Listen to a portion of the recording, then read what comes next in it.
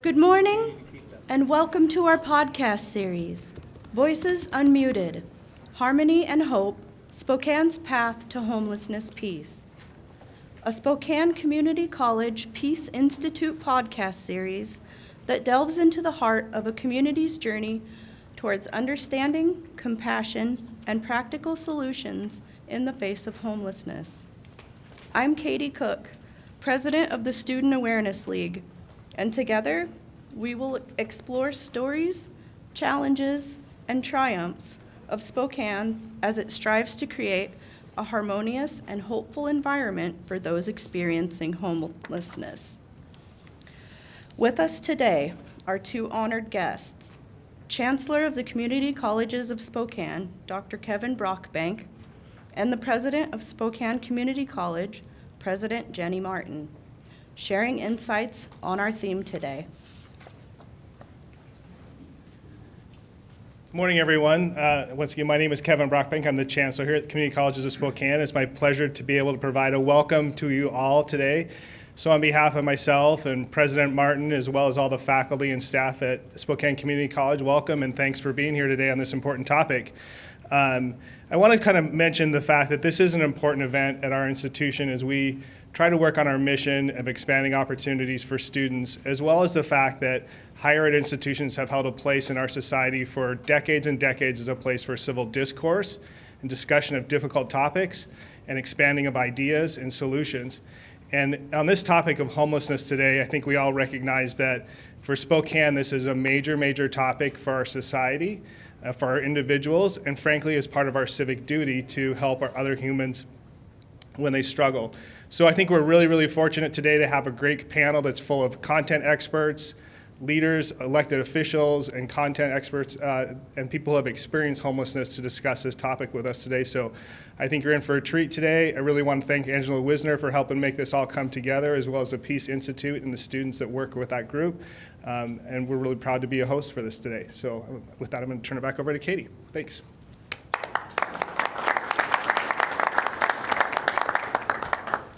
Thank you, Dr. Brockbank and President Martin. Next, we welcome Professor Rob Vogel to introduce today's podcast.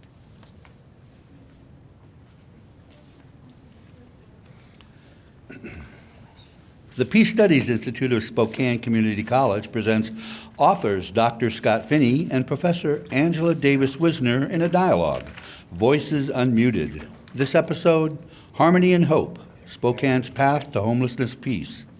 Our guests for today's panel are Amber Waldref, Spokane County Commissioner, Barry Barfield, Spokane Homeless Coalition, and Jessica Lostrutter to present a first-hand account of the homeless struggle. Newly elected Spokane County Commissioner Amber Waldref has engaged local community members, state and national leaders for more than 20 years to design community solutions and help organizations to create memorable, measurable, positive change. Amber has vast experience in the nonprofit sector, advocating for the cleanup of the Hanford Nuclear Reservation, building partnerships at the Lands Council to support clean water and healthy forests, and working with the Northeast Community Center to remove barriers to economic opportunity for families and children. She currently serves on the WSU Spokane Advisory Council, the Holy Names Music Center Board of Trustees, the Hanford Advisory Board, and the Spokane County Human Rights Task Force. We thank Amber for her constant commitment to the marginalized.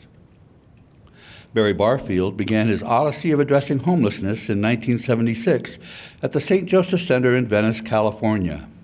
Over the next 8 years, he used his legal prowess to craft a beacon of justice, the Poverty Law Legal Clinic. Barry then took the helm of the Spokane Urban Plunge Program and then moved on to a role on the City of Spokane Community Housing and Human Services Board. In addition, he is the administrator for the Spokane Homeless Coalition. This coalition combines the efforts of 1,500 individuals and over 200 agencies, meal sites, churches, and ministries in the greater Spokane region. Barry also volunteers at Hospice of Spokane, holding hands with souls living out their final days. Barry is a true servant leader. Finally, Jessica Lostrutter is a resilient individual whose life journey has been a testament to strength, perseverance, and the human spirit. Born into homelessness, Jessica faced the challenges of instability from the very beginning. Alongside her mother, who battled mental health issues, she grew up in a bus, which became both a shelter and a symbol of an unconventional life. Despite these hardships, Jessica managed to navigate a world that often seemed indifferent to their struggles. The constant uncertainty and instability molded Jessica into a person with a unique perspective on life and a deep sense of empathy and understanding for those facing similar circumstances. Today, Jessica is not just a survivor, but a passionate advocate for those experiencing homelessness and struggling with mental health challenges. Her story serves as an inspiration for others, demonstrating that the human spirit can endure and emerge stronger, even in the face of seemingly insurmountable odds. Welcome, Jessica. Well, I would like to tell everyone here today, thank you for being present with us, and especially our three guests. We're so happy that we could have what your input means to us in this matter of homelessness. And I'd like to maybe start the question with you, Amber, if I could. We have a number of questions to go around. Amber, when you think about the role of local government here in Spokane, what do you see that role specifically in addressing homelessness in relation to initiatives, policies that Spokane County has implemented to tackle homelessness? Anything you can say in a brief way to us? Well, thank you for having me here today.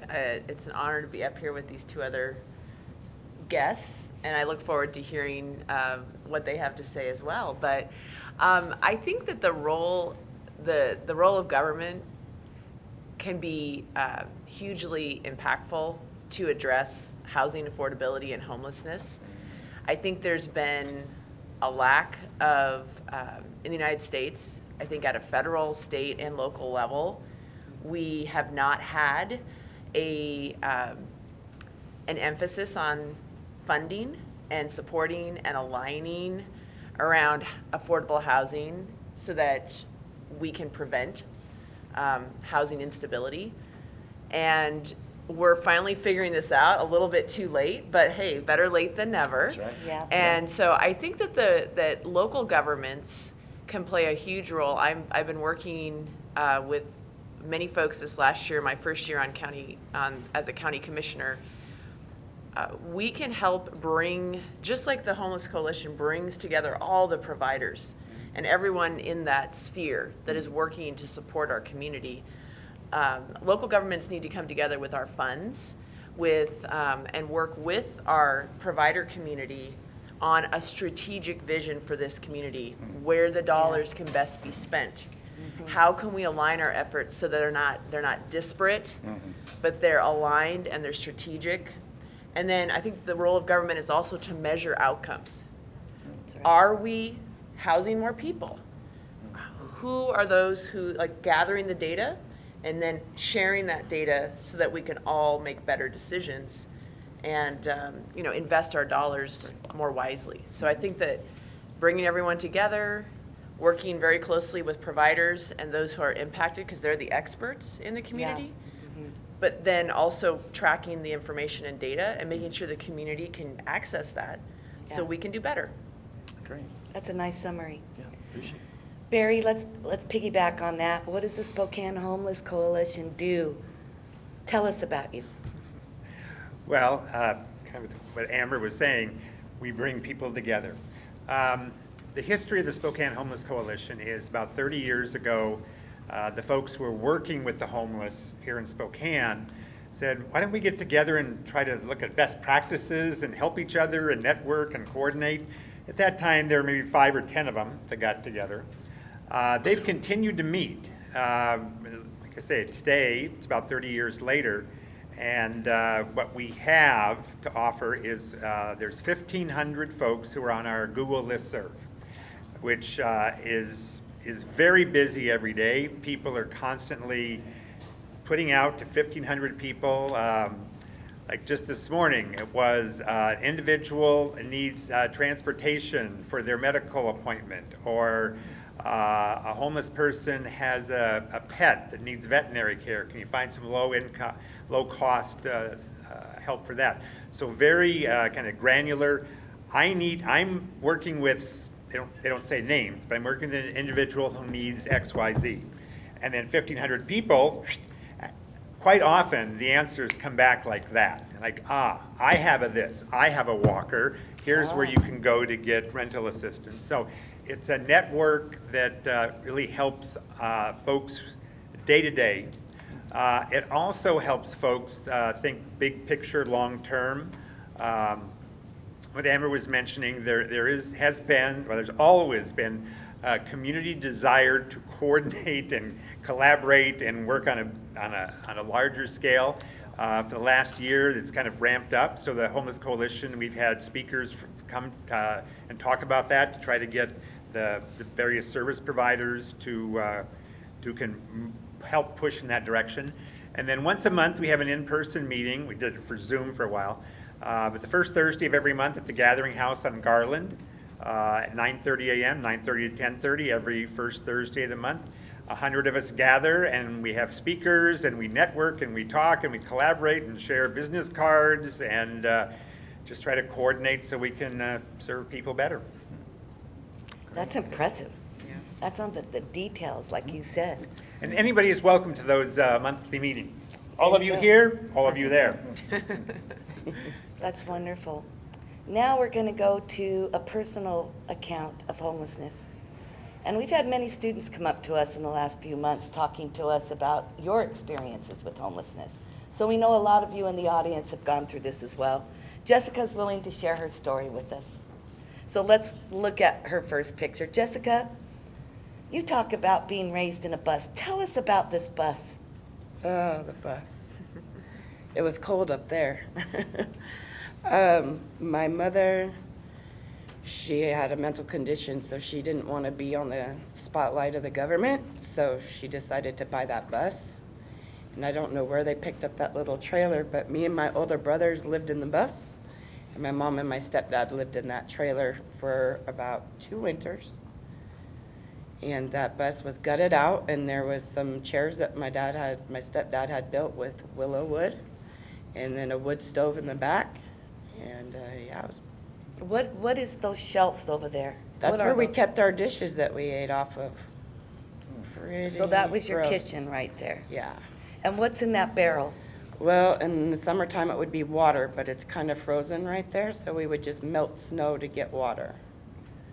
My mom would take us into town probably about once every month or 6 weeks. There was a place that you could shower at there, so we'd do our laundry and shower there. It was by Athol, Idaho. Ethel? So back in the early 80s, there was like one gas station or store, gas station / laundromat. And we would go there and do the laundry. Now we go to a tent. You lived in a tent for a while. Yeah, those were better days. Those were like in the campgrounds and that of California. And so at that age and being by the beach sometimes, it wasn't as bad and I was warm and we had real food. So you felt good about living in a tent? Yeah. And you told better. me you had your own tent. I did. They, Something to celebrate, right? yeah, Your it was little about way as of- long as this table, a little green tent. I had my own and my 2 older brothers had their own. Except when we would go and sleep on the beach, my mother and stepfather would park the bus on the beach, and we couldn't put up our tents, so we'd dig a hole in the sand and sleep in that. And why wouldn't your mother let you in the bus? I have no idea. All right. Who is this gentleman? You don't have to talk about it. We'll just move on. Inappropriate. It was one of my mom's boyfriends. One of your mom's boyfriends. A part of homelessness? Yeah, at that time we were in Colorado homeless.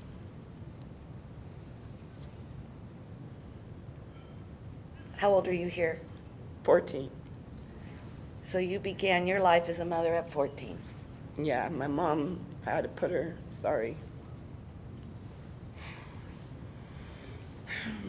I had put her into a mental hospital. And I took my little brothers to my stepdad's, and I was living in a woman's shelter. But you made it. I did. And we're going to Couldn't come back keep me down. We're going to come back to your successes in a minute, Okay? because now we're going to hear about Yeah. what they can do Yeah. to help her. Thanks for sharing. Appreciate that. You know, I want to ask maybe Amber and Barry, both of you, in light of what Jessica has just shared, what do you see when it comes to the homeless in Spokane as of today? What are the most pressing issues? What are the most pressing challenges that you see individuals facing? If you had to say the top 2 or 3 issues that are really, you know, a kind of a mountain for them to climb, what would you say personally? First Amber and then maybe Barry. Yeah. So I started really digging in and learning more about family homelessness as we came out of the recession here in Spokane. So I was a Spokane City Council member from 2010 to 2017. And as you all remember, after 2008, 2009, we had a huge recession in the United States. And not only did people lose jobs and income, which made it difficult to afford housing, people lost their homes. If you remember, a lot of people were foreclosed on, first-time homeowners, and they were underwater with the value of their home. And so what started happening in Spokane, once you got to about 2013, 2014, is you saw a rise in family homelessness that we hadn't seen for many years. So you had families that lost their homes, you know, lost the home that they had purchased, but also families that could no longer, because they lost their job, they couldn't afford to pay rent. And so I helped start an organization called Priority Spokane here in Spokane, and it's a multi-sector, what would you call it, organization that brings together the business community, the nonprofit community, the government agencies, and we environmental organizations. And every 2 or 3 years, Priority Spokane listens to the community and gathers and gets data and looks at what's going on, and then develops strategies that are specific in Spokane to address those issues. So the issue was family homelessness. Okay. And the reason why we could see family homelessness is very hard to see because families will find a trailer, a bus. They will double or triple up, right? Because no one wants to have their child on the street. So it's kind of invisible, but it's there. And that was a real eye-opener for me. And a lot of it is you can look at the data from the school districts. The challenge in our whole system in the federal government, and this is where it really hit me, was that the federal government defines homelessness as you literally have to be completely homeless, like not have a trailer or a bus to live in. But in the school system, the McKinney-Vento Act tracks students where families don't have, like they might be double or tripled up. They may be in a bus. They may be living out of a car. And so you get better numbers when you look at the school district numbers of what you would say are homeless families. So we started a program, and Catholic Charities was the first. I think they've taken this on and they've grown this program. And they place a community health worker in schools and work directly with families to prevent and stabilize families with their housing. And so that's been going on now since 2015, 2016. And we're living right here in the SCC neighborhood is some of the highest housing instability, Chief Garrity, Logan neighborhood where I live. And so at Logan Elementary and at Stevens Elementary, they have social workers now. They have community health workers. Some people have lived experience. Some people have specific cultural knowledge. And they work with families to keep them housed. And so that was a specific strategy that continues. And actually now at Rogers High School, and at Deer Park and several other schools, there's a community health worker working to stabilize families. So, sorry, long response to your question, but I think family homelessness is a very unique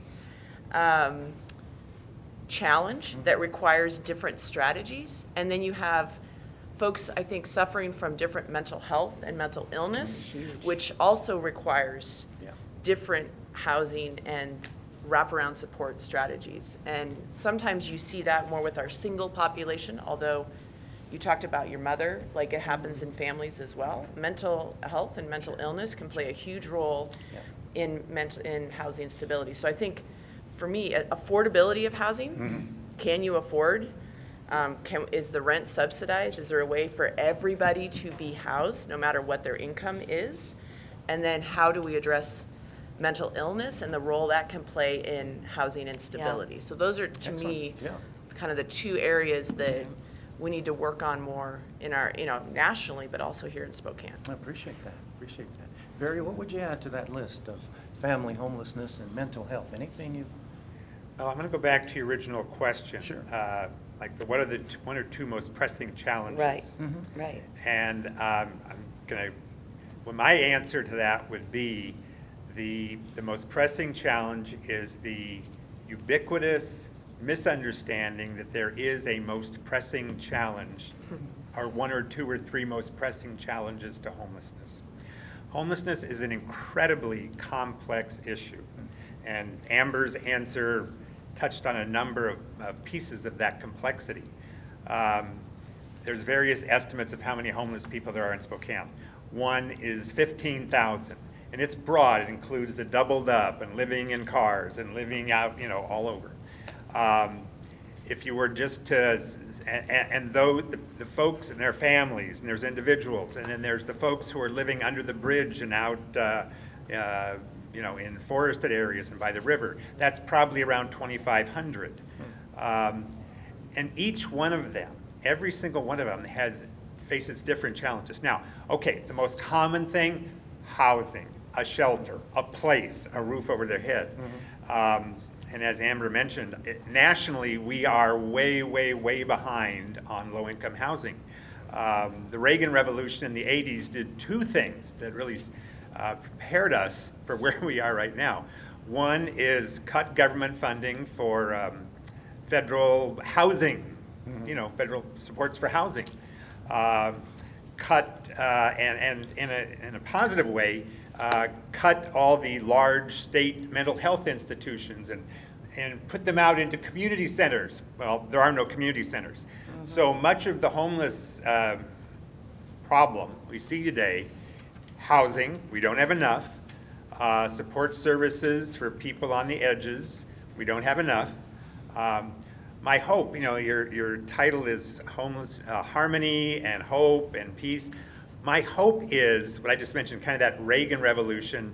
I'm hoping that there is a pendulum, and that pendulum is going to swing back, and that, and I'm also hoping that our polarization that we see in society today too, I'm hoping that pendulum will swing back as well, because as Amber mentioned, I mentioned, we need collaboration. We need people to work together. Right now, what we have is two camps that are working not in parallel, but often against each other to not solve homelessness and every other problem you can imagine. So, most pressing challenge, humility, to be open, to be listening. Like for me, I sort of lean left, lean liberal. The most pressing challenge for me is to listen to those who lean right, who lean conservative, the businesses communities, the police department. Those groups tend to lean right. For me, I need to listen to them. I need to build bridges with them, and I hope them with me. There you go. I could go on forever, but that's enough for now. No, I appreciate that. Thank you. Well, that's a part of servant leadership, and that's what you're so good at. Yeah. Jessica, what were your support systems back there when you were going through it? Were there any? God.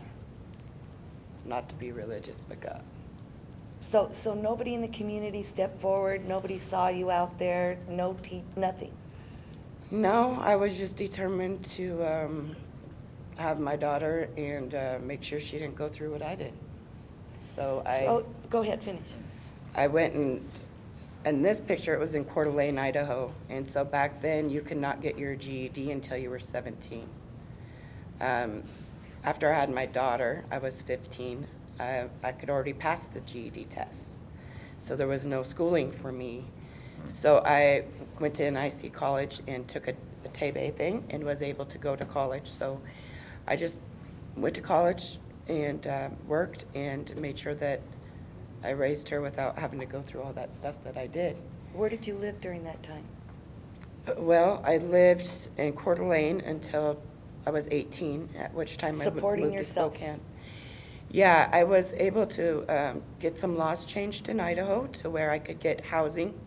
So I was able to get Spokane housing at the age of 15. They would help me with the rent of the house. And then through NIC, I did work study, and then the state helped me with childcare. I did that till I was 18. I moved to Spokane, Washington, and transferred here to SEC. I just made sure I stayed working and wanted to educate myself because I didn't have that right upbringing in that. So I took child development classes and child psychology, and I love my mom to death, don't get me wrong, but it was a good example of what not to do, and it was a good motivation to keep on going even when I didn't want to anymore. That's inspirational. Inspirational. My daughter's 32 years old today. Today's her birthday. Happy birthday. Well, it was in June, but she's 32 now. She's got 4 boys, and I'm very proud that I'm actually in my kids' life and in my grandkids', and they never had to go to a foster home. And they both work and are real good success stories for them. So. Success story. It wasn't easy. Oh, no. No. Wasn't everything against you? Yeah, I was just determined. I was determined not So- to end up like my mother. You had NIC, you had some fundamental places that helped you survive. What do we have? Tell the students that are in this room, if they're homeless, what can they get today? Well, there's Homeless Coalition has 1,500 people out there who are trying to help folks who are homeless. The challenge is finding the right, each person who needs help needs different help. It's like saying, I'm sick. Oh, well, you go to the doctor and you take aspirin. No, it's like each person has their own individual struggles and needs. So it's extremely difficult to navigate and try to find the right place, the right door, the right office, the right anything to help get your needs met. That's a good point. And I know, and you look to me. Ideally, the Spokane Homeless, and I get that question often as the administrator of the Spokane Homeless Coalition, but we don't refer. What we do at the coalition, we gather the service providers together, they talk to each other, and then they go back and do their work. I get people calling me and saying, hey, I need blah, blah, blah, blah.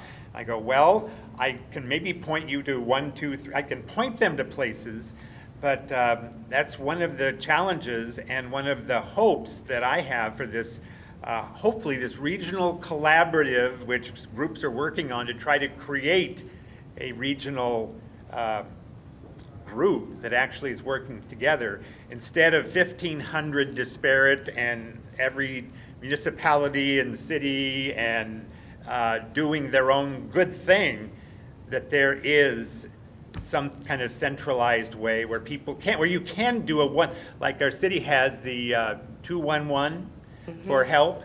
I envision if we get this regional homeless collaborative going, there will be a number you can call, and there will people on the other end of the phone who will know where to send That'd you, be wonderful.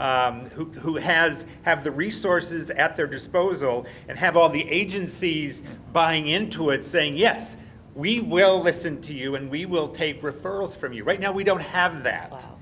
So you don't have a hub? We don't have a There's a lot hub. of spokes No, flying we don't. around. We have spokes. Wow. We have a lot of spokes. Okay, I see what you're saying. Amber? Well, and I totally agree with the vision, and in general in Spokane County, there are, HUD requires that you do have these entry points, and grants will go. Oh. So there is like, Yeah. generally, SNAP is an entry point for single homeless individuals. Generally, VOA, Volunteers of America, is for youth. And generally, Catholic Charities is an entry point for families and women. So, women and children, families. So, but there are all these exceptions, and if somebody falls between the cracks, like you were talking about, that you couldn't get a housing voucher because you were too young. So Washington State has done a lot of work over the last 5 years. We were doing a terrible job of addressing, youth 14 to 25, let's say that age group, and helping people get housed, youth who are homeless in that area. So there's been a lot of work done, and I want to commend Volunteers of America and others for there are unhoused teens, and they deserve to have a safe place. Yeah. And it's an interesting dynamic when you're under 18, right? And how does that all get figured out? But we have some great agencies that work on that. And Washington State said, we want to get to zero youth homelessness. And, I don't think we're there yet, but we're getting much closer than we were 7 years ago. There was a lot of emphasis on adults, but not single youth or teen moms. Like in Spokane now, we have Lumen High School, which is a specific charter school for teen parents, where there's childcare and you can get your education. That's awesome. And it's because of people that stood up and said, you should not have, the woman who started it called it a packet of papers. She said, when you're a pregnant teen, most school districts weren't providing adequate education. They're sending you home with a packet of papers. And so she said, no, we can do better, and we can provide a future that provides for both the child and the parents. So anyway, Lumen High School, you should check it out. It's a great model here in Spokane that just opened up, several years ago. Amber, where is that located? It's located downtown. Oh. So it's very accessible by transit, right across from the STA Plaza. Oh, great. And so, so two things happened. Washington State allowed a number of charter schools, which are schools that can, be chartered to do something a little different than the traditional public school. And then, that allowed them to have some funding to put that Lumen High School together. And then we just had people with vision that came together around that mission. So, but housing vouchers, I just want to comment, and I know you had something to say, Jessica, but only 1 in 4 households that would be eligible for a housing voucher in the United States, there's only 1 for every 4 households. So we have set up our whole program around affordable housing completely inequitably in the United States. And to your point, most of those HUD housing units were built in the 50s, 60s, 70s, early 80s, and then we didn't build any affordable housing after that. And now we're starting to do it again, and it's a struggle because you have to have funding sources for that. So anyway, only 1 in 4 households in the United States that are eligible income-wise.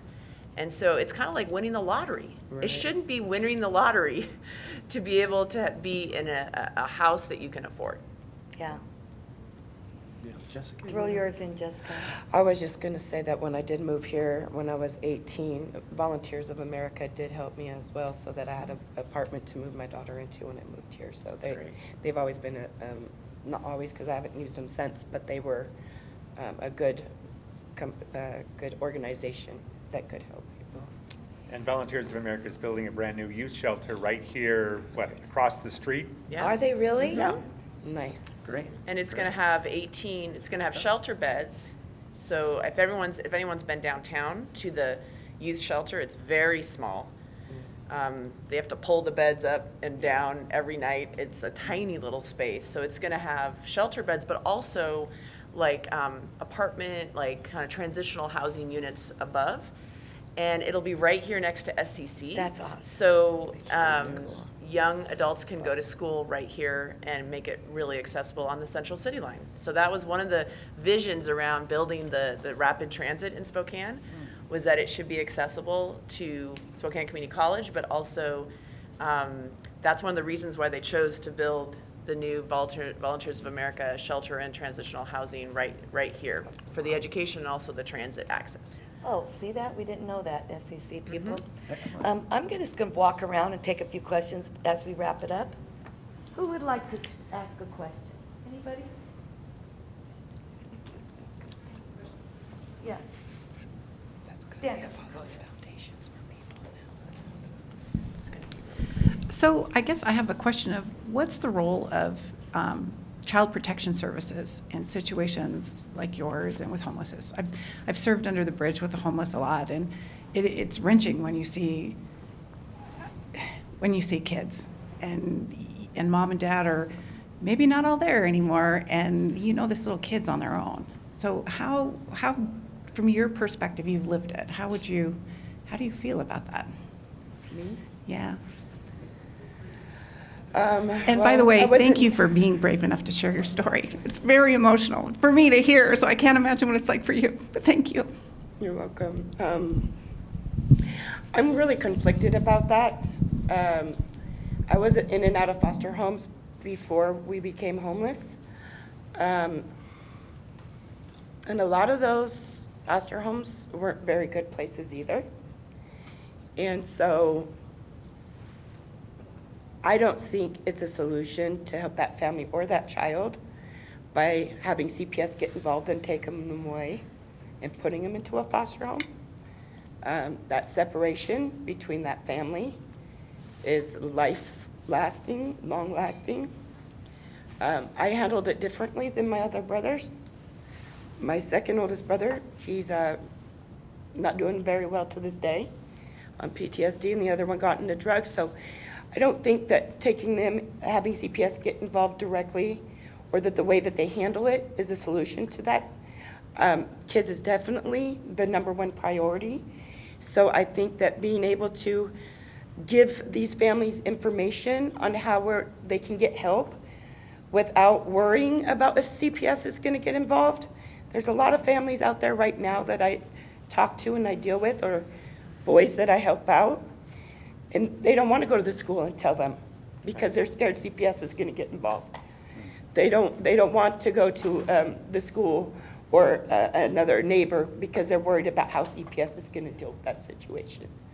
And so I think if they could maybe, have a safe place where they can go and talk to somebody and get the right resources, then I think we would have a lot better outcome. Want to respond to that? Appreciate that. I think you're spot on. It's a huge issue of, family separation is never, it's very challenging, right, for the health of that child in mental and physical and everything, and their ability to.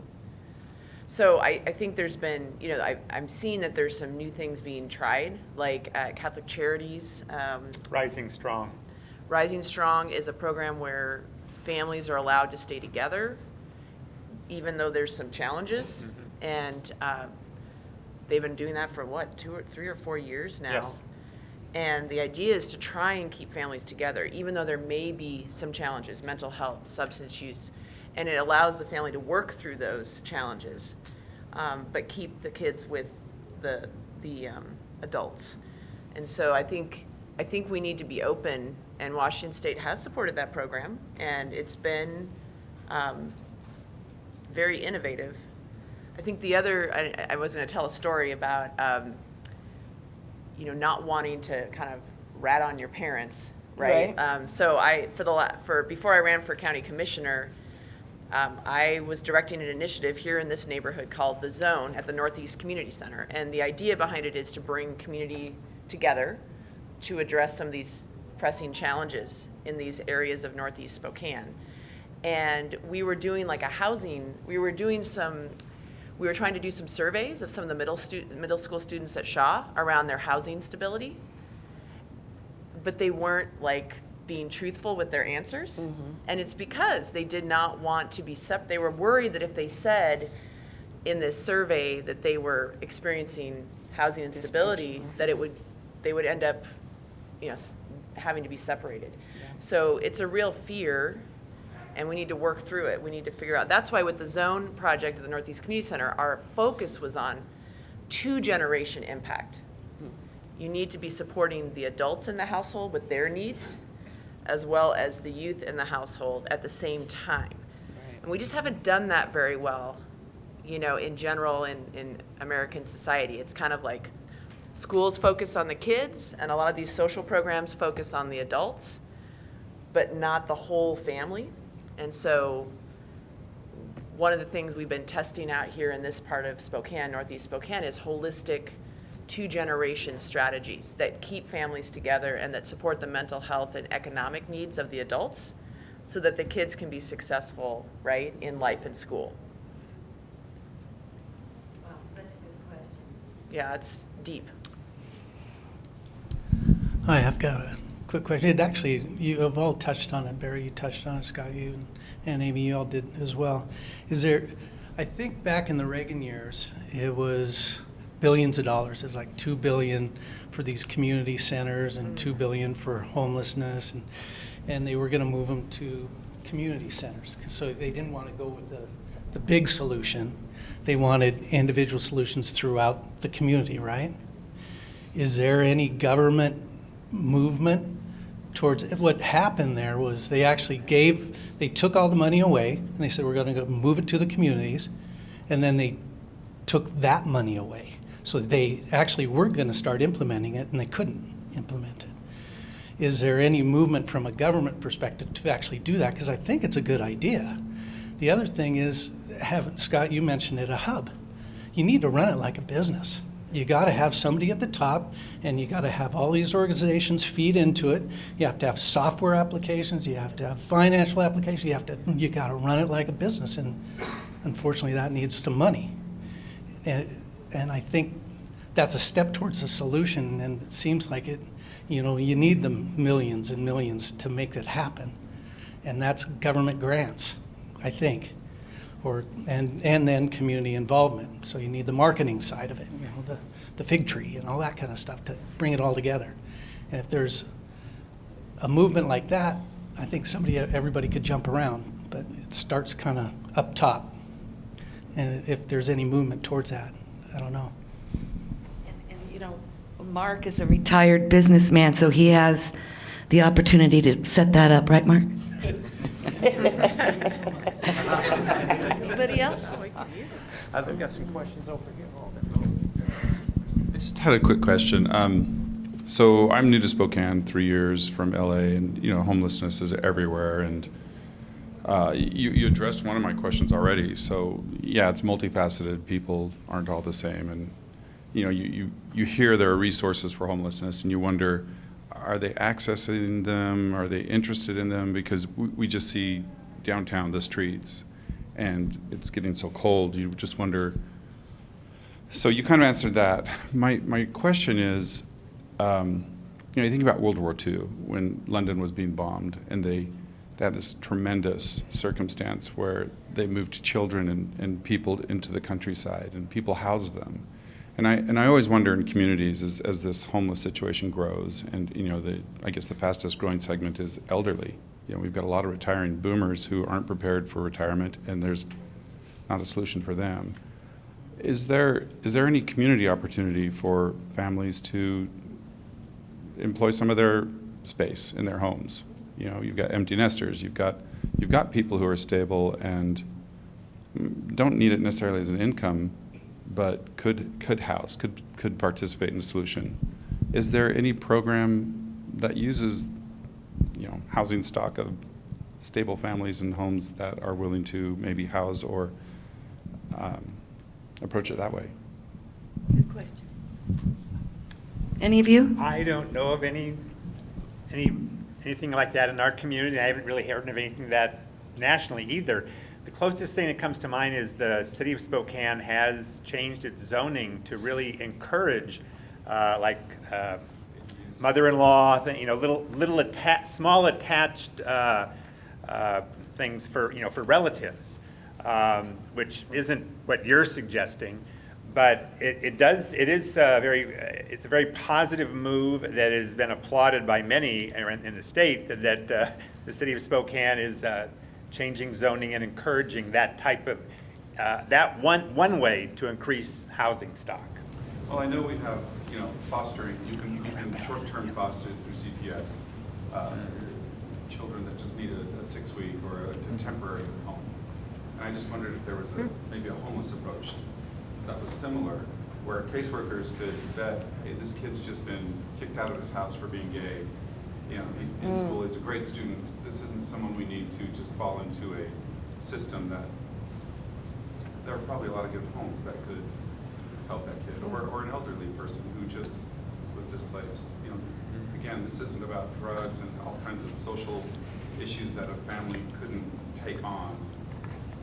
I don't know, I just feel like if there were caseworkers placing well-qualified people into homes, maybe. That's great. I don't have a specific answer, but there's one line that I put in bold here about pressing, what do we need? Empathy, dialogue, humility, love, understanding, compassion, respect, dignity, to be seen, heard, community, collaboration. That seems to go along with what you're You hit it, suggesting. you hit it. You Beautiful. put the icing on the cake. That's a great You way know, to end it. yeah. I heard there was a newspaper article, and maybe you can, search for it. I thought there was an effort in maybe Post Falls or exactly what is being identified. It's almost like we have a mismatch, to your point. We have a mismatch in our area of housing stock. We actually have a lot of housing, it's just we are not utilizing it like you're saying. We have a lot of people that are single adults living in a big single family home, right? Empty nesters, like you're saying. We have a lot of separations and divorces, and we have people living in 2 different homes. So we have a lot of, we have a mismatch often of the housing that we have and really using it to its full capacity. Yeah. And I think there was a news article, maybe a couple of years ago, about in Post Falls, they were trying this effort of trying to fill That's rooms. Would have never thought of that. And asking people to basically let their room, although not necessarily a lot of money, but the idea of maximizing what we do have, knowing that it's going to take us time, right, to build up the number of units. Like you said, how many did you say that 15,000 households? Yeah, or I mean, individuals? Yeah, we need, Spokane needs about 10,000 more housing units to kind of reach some kind of stability. And that's going to take some time. So in the meantime, can we have these innovative, creative That's a great idea. solutions? Great idea. A stopgap in a way. I think yeah. there's definitely ways you can vet people, make sure it's safe, if they're safe, just Yeah. ways to do We that. do, Procedures we that do you can ride do. sharing, we're not housing sharing. That's There you right. go. I love the Very good, idea. very good. Go Well, you ahead, know, wrap Does this up. do you vet every one of your Uber drivers? Hopefully, right? That's the issue. Well, I can see. How many stars? You can see there's strength in community, there's strength in ideas, and Henry, what you brought out, I really appreciate all that came together today, and I saw some folks that wanted to say something as well. We hope you all stay afterwards and linger a bit and have some more ideas and more exchange. We want to thank you 3 as our, we consider you as unsung heroes in this, and we appreciate what you're pouring out and giving to a community that sees homelessness yet doesn't have a way to solve that. And so thank you, all 3 of you, for being our guests today. And thank you for attending today, and those of you viewing as well. We just really hope there is Spokane's path to homelessness peace. We hope there is such a way, and we believe it's strength in numbers, and it's our coming together to have this type of exchange. So thank you 3 for making it possible. And Voices Unmuted, this is what we're all about. Thank you today, and we hope that everyone takes this to heart and realizes there's got to be a way, and there's got to be a way to come together in the way of a hub. There's got to be. So thank you for today. Appreciate it.